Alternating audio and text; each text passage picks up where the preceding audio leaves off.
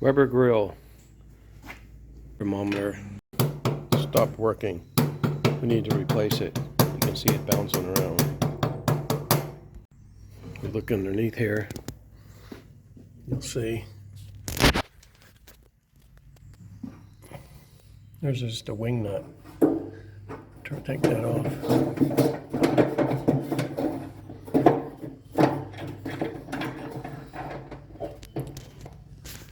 Get it off. I get the wing nut off. Pull this out. You see what's underneath here. Hole in the slot to match the hole in the slot. This is the actual part that reads the temperature, and this is threaded. That just holds it on with the top.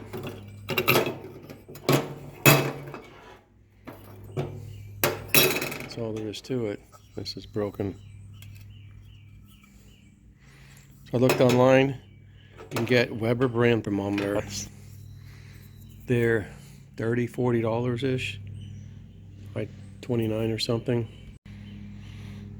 I decided just to buy the cheaper one. It's like $12 or something. Just doesn't say Weber, but they're all basically knockoffs of each other. Feels like they weigh about the same. I tested this inside some hot water with another thermometer. It looked accurate.